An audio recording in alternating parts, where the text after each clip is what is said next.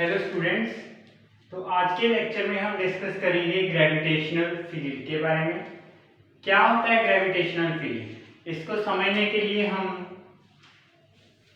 हमने देखा कि यहाँ पे एक कोई मास है m। इस मास के अराउंड कोई स्पेस है, मैंने इसे बना दिया, चारों तरफ होएगी स्पेस 3D में। तो मास के अराउंड कोई स्पेस है, तो इस स्पेस में मैं बाहर से अगर कोई और मास लेके आता हूं, यहाँ पे था कोई मास, कुछ नहीं हुआ। अगर इस मास को मैं लेट्स सपोज मैं इसको m0 बोल देता हूं और इसको मैं नाम दूंगा टेस्ट मास का। इस मास को अगर मैं इस स्पेस के अंदर लेके आया तो ये वाला मास उसको अट्रैक्ट कर लेगा। अगर ये स्पेस से बाहर था तो उस मास के ऊपर कोई भी फोर्स वगैरह नहीं लग रही। अगर इस टेस्ट मास को हम इस स्पेस के अराउंड, स्पेस के अंदर लेके आएंगे जो इस m मास के अराउंड बना हुआ है, तो ये इस पे ग्रेविटेशनल फोर्स लगाएगा और इसको अट्रैक्ट कर लेगा। इट मीन इस स्पेस में इस मास की अट्रैक्शन हम फील कर सकते हैं। तो जो ये स्पेस है, जो ये फील्ड है, इसको ही हम नाम देंगे ग्रेविटेशनल फील्ड का। इसको ही हम नाम देंगे ग्रेविटेशनल फील्ड का। तो ग्रेविटेशनल फील्ड एक ऐसी स्पेस है जहां पे किसी भी मास का ग्रेविटेशनल इफेक्ट जो है हम एक्सपीरियंस कर सकते हैं। जैसे अर्थ भी है, आपने देखा होगा एक अर्थ है, अर्थ के अराउंड भी एक स्पेस है ना, एक स्पेस है कि वहां तक ही अर्थ अट्रैक्ट कर सकती है। ऐसे तो स्पेस में बहुत सारी ऑब्जेक्ट्स हैं, तो अर्थ सारी ऑब्जेक्ट्स को तो नहीं अट्रैक्ट कर रही ना, सारी ऑब्जेक्ट अर्थ पे आके नहीं गिर रही। तो एक स्पेस है, जब कोई भी ऑब्जेक्ट उस स्पेस के अंदर एंटर कर जाती है तो वो ऐसे ऐसे घूमते घूमते घूमते क्या होएगा, अर्थ पे कई बार फॉल कर जाती है। कई बार कुछ एक सॉलिड सी चीज जैसे पत्थरों जैसा कोई हम बोलते हैं कि अर्थ पे गिरा है, कई बार न्यूज वगैरह आती है। तो वो क्या है, जब अर्थ के ग्रेविटेशनल फील्ड में आता है तो वो अर्थ उसको अपनी तरफ अट्रैक्ट करने लग जाती है। एक लिमिट है ना, अर्थ के ग्रेविटेशनल फील्ड की भी एक लिमिट है कि अगर इससे बाहर होएगा तो इसका ग्रेविटेशनल फील्ड हम नहीं कर सकते अफेक्ट। ओके, तो ये जो है मैंने इंफिनिटी पॉइंट इसको माना है। तो ग्रेविटेशनल फील्ड हम जो मानते हैं that is up to infinity. इस मास का gravitational field infinity. Infinity point क्या है? इंफिनिटी वो पॉइंट है जहां तक ग्रेविटेशनल फील्ड को, जो ग्रेविटेशनल इफेक्ट है इस मास के, वो फील किए जा सकते हैं, उसके बाद नहीं होता कोई भी। जैसे अगर ये मास इससे बाहर है तो इस पे कोई भी अट्रैक्शन वगैरह नहीं फील होएगी। ओके, तो अगर हम ग्रेविटेशनल फील्ड को मैं डिफाइन करना चाहूं तो मैं लिख सकता हूं it is a space, it is a space around a mass in which its gravitational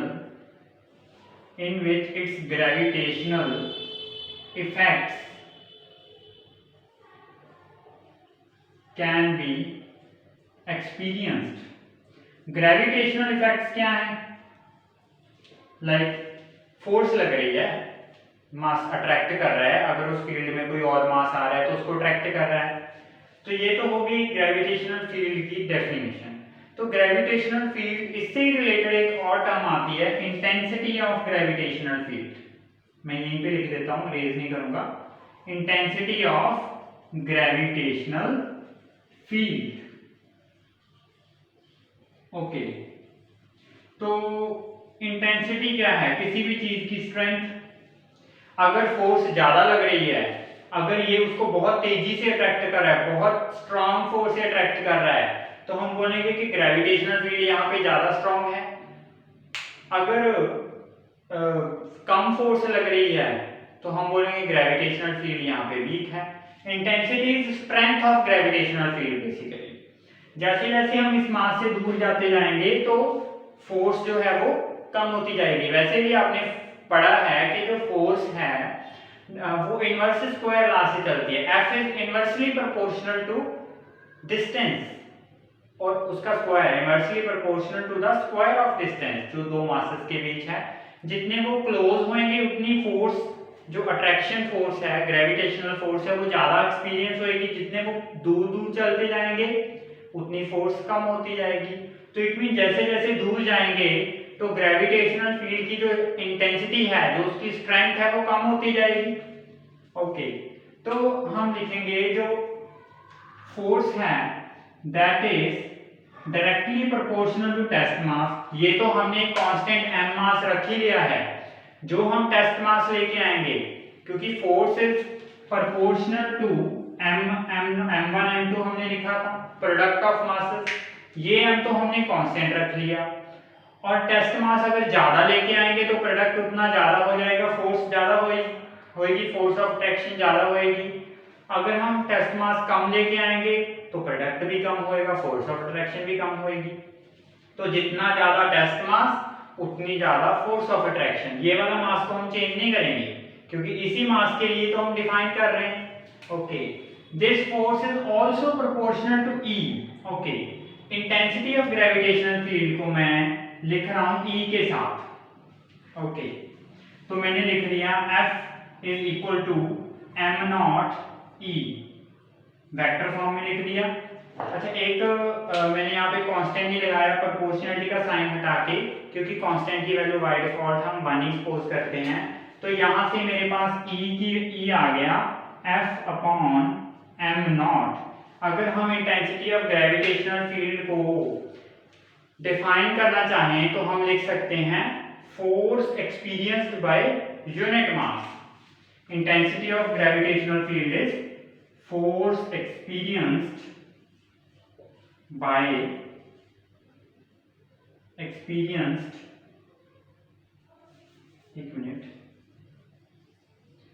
force experienced by unit mass। और ये इंटेंसिटी ऑफ ग्रेविटेशनल फील्ड है, दैट इज वेक्टर क्वांटिटी। हम लिख सकते हैं इट इज वेक्टर क्वांटिटी।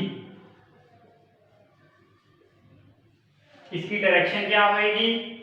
जो direction force की है वही direction intensity of gravitational field की होगी, वही डायरेक्शन ग्रेविटेशनल फील्ड की होगी। कई बुक्स में इंटेंसिटी वगैरह टर्म वगैरह नहीं लिखी जाती, वो सीधा बोलते हैं कि इस पॉइंट पे ग्रेविटेशनल फील्ड क्या होएगा। इंटेंसिटी टर्म यूज नहीं भी कर रहे तो उस ग्रेविटेशनल फील्ड ही टर्म यूज कर रहे हैं, that is same thing. Intensity is basically strength. Okay, तो इसको मैं रेज कर रहा हूं।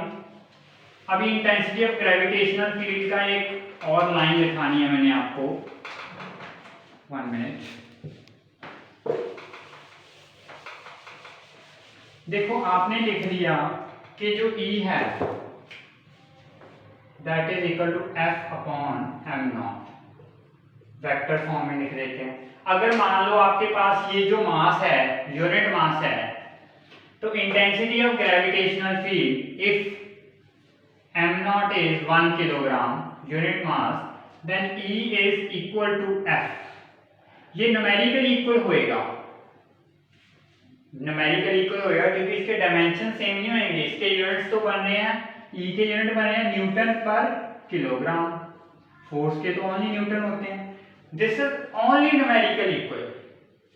इंटेंसिटी ऑफ लिखो, intensity of gravitational field is numerically equal to force experienced by unit mass। अगर मास आपका 1 किलोग्राम है तो E एंड F इक्वल हो जाएंगे न्यूमेरिकली, ओनली न्यूमेरिकली, क्योंकि यूनिट्स तो दोनों के डिफरेंट ही रहेंगे ना।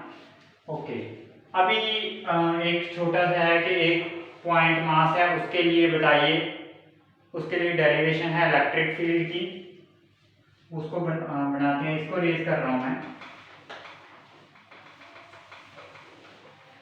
देखो, हम लिखेंगे gravitational field, intensity of gravitational field for a point mass.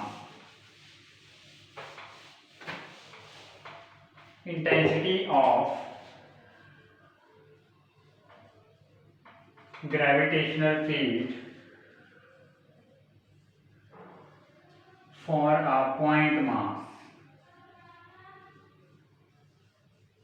देखो, अगर मान लो आपके पास ये है मास m, इससे r डिस्टेंस पे कोई पॉइंट है p,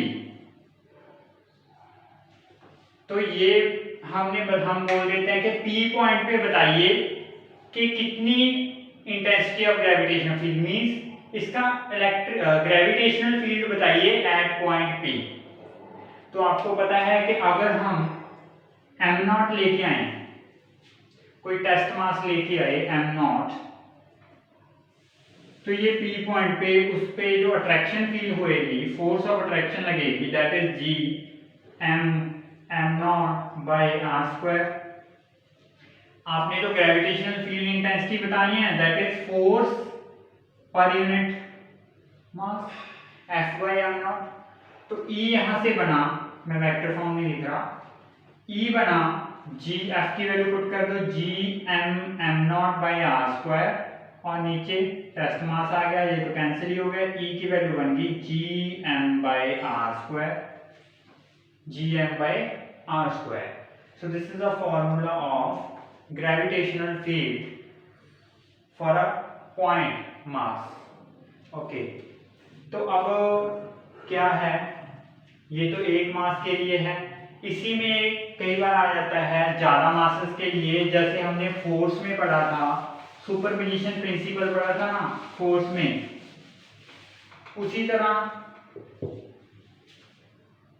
जैसे फोर्स में सुपरपोजिशन पढ़ा था, उसी तरह ग्रेविटेशनल फील्ड में भी सुपरपोजिशन प्रिंसिपल एप्लीकेबल होएगा। अगर ये मास है Q, तो अलग अलग पॉइंट्स के ऊपर अगर पूछा जाए तो हम इलेक्ट्रिक फील्ड जो नेट बनेगा अकॉर्डिंग टू सुपरपोजिशन, उसको दोबारा वो लिखने की जरूरत नहीं है, डायरेक्ट लिख देता हूँ। Electric field net, sorry gravitational field जो नेट बनेगा that is E1 plus E2 plus E3 up to En। Gravitational field net that is equal to vector sum of all the electric field. Okay, अगर number of charges हों, like ये क्यों number of masses हों m1 m2 m3, यहाँ पे इस एक point P है, इससे डिस्टेंस r1 है, इससे r2 है, इससे r3 है, तो इस पॉइंट पे इन सारे मासेस का जो नेट ग्रेविटेशनल फील्ड बनेगा, इलेक्ट्रिक फील्ड टर्म बार बार दिमाग में आ रही है क्योंकि प्लस 2 में सेम चैप्टर है इलेक्ट्रोस्टैटिक्स, ग्रेविटेशनल से मिलता जुलता है। तो यहाँ पे जो ग्रेविटेशनल फील्ड बनेगा एट पॉइंट पे, इसका आएगा E1 E2 E3, इन सारे का वेक्टर सम होएगा। जैसे फोर्स में डायरेक्शन मैटर करती थी, वैसे यहाँ पे भी डायरेक्शन मैटर करेगी। E1 is equal to gm1 by r1 square, gm2 by r2 square, gm3 by r3 square. तो वो तो वेक्टर सम होएगा। सुपरपोजिशन की बात कर रहा हूँ, when there are more than one या more than two masses, multiple masses के लिए अगर एक सिंगल पॉइंट पे आपने ग्रेविटेशनल फील्ड कैलकुलेट करना हो। सो एक लाइन और लिखाई थी फोर्स में, जो ग्रेविटेशनल फील्ड इसका है, अगर इसके बीच में कोई और मास आ जाए दैट इज इंडिपेंडेंट, इसका अपना तो लग ही रहा है E1 तो लग ही रहा है, और अगर इस लाइन पे कोई और मास आ जाए वो अपना फील्ड लगाना शुरू कर देगा, इसके फील्ड पे उसका कोई भी इफेक्ट नहीं पड़ेगा। ओके, तो यहाँ से मान लो एक छोटा सा क्वेश्चन बता देता हूँ, like there is a 5 kilogram mass at a distance of 10 metre, we have to find intensity of gravitational field. तो उसकी वैल्यू आएगी G, मींस G की वैल्यू लिखाई थी 20/3 × 10⁻⁻1 gm by r square, r is 10 100, इसका स्क्वायर 100, तो ये क्या बना, ये ऊपर आ गया 20 × 5 इज 100, तो इससे कैंसिल ही कर दो, ये बन गया 1/3 × 10⁻⁻11 न्यूटन पर किलोग्राम। अगर यहाँ पे और कोई मासेस आ जाता, ठीक है, तो फिर आप उसके लिए भी देख लेते हो, उसको ऐड कर देते तो वेक्टर सम हो जाता ना, तो वो सुपरपोजिशन आ जाएगा। मिलता जुलता टॉपिक है बिल्कुल, जो न्यूटन्स लॉ ऑफ ग्रेविटेशन पढ़ा था फोर्स से मिलता जुलता ही टॉपिक ये है। तो नेक्स्ट जो है हम नेक्स्ट वीडियो में देखेंगे, इससे रिलेटेड कोई क्वेश्चन वगैरह प्रैक्टिस कर लेना।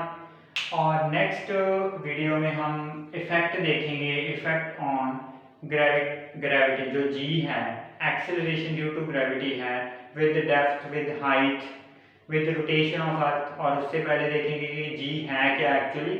तो नेक्स्ट वीडियो हम उसके ऊपर बनाएंगे। अगर इससे रिलेटेड कोई भी डाउट है तो आप कमेंट बॉक्स में कमेंट कर सकते हो। आज के लिए इतना ही। Thank you.